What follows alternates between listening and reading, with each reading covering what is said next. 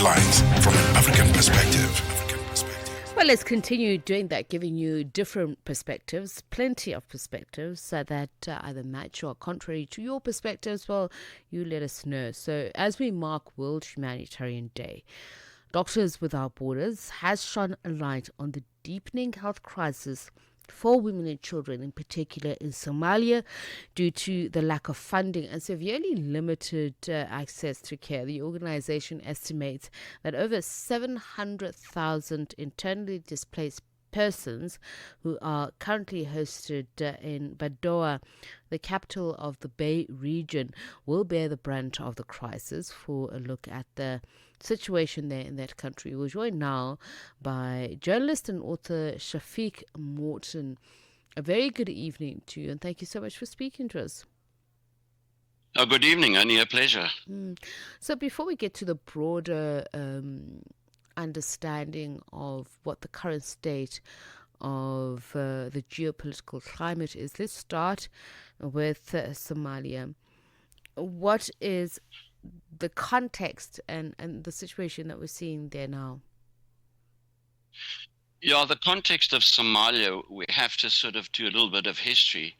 Somalia's problems started a long time ago, post-colonial, don't they all? 1991, we saw the overthrowing of the military junta. 2006, we saw Ethiopia invading the country.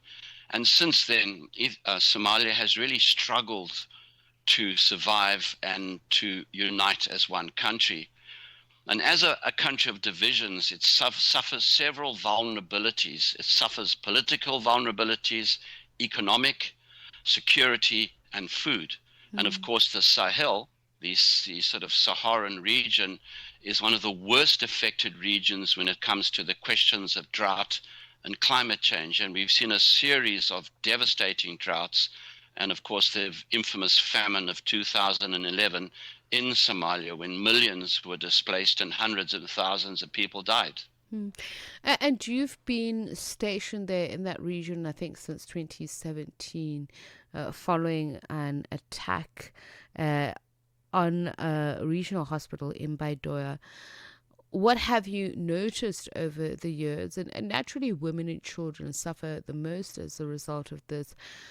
But can you just be a little bit of specific about some of the atrocities that they face?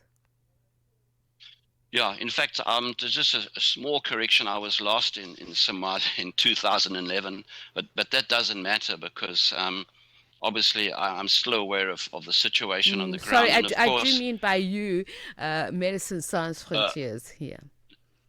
All right, okay, no worries.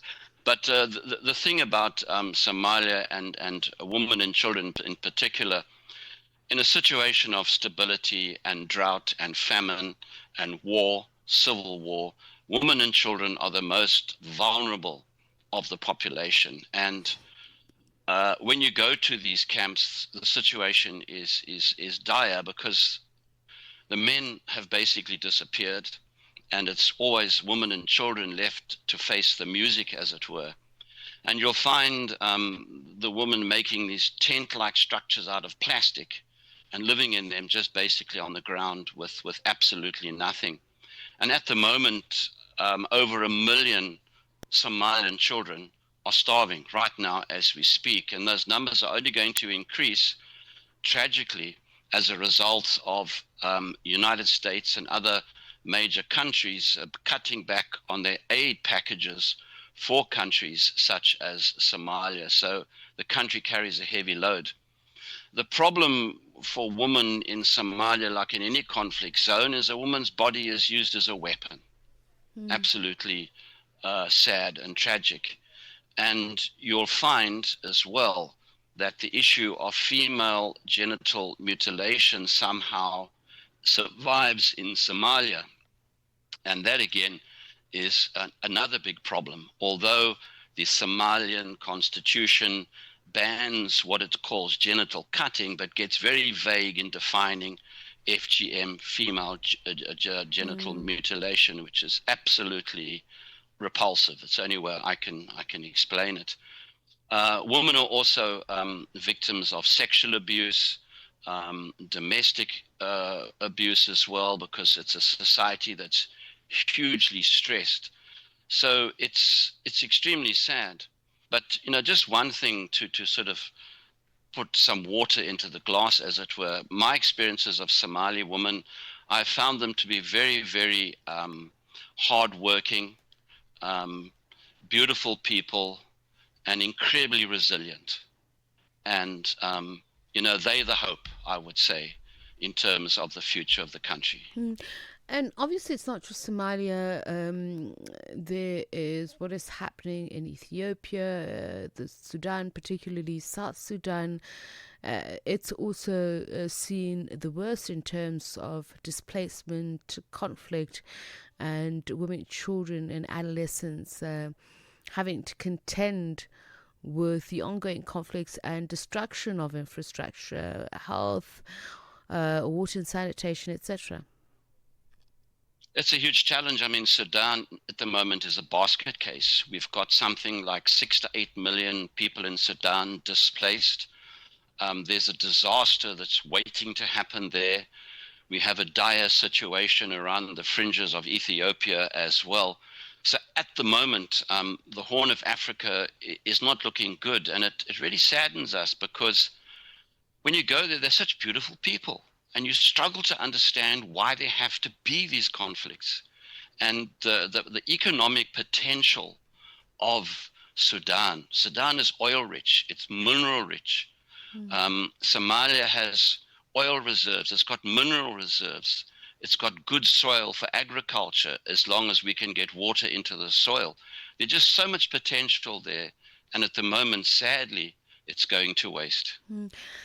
And aid cuts, that's just been another source of devastation for people who sorely need these resources.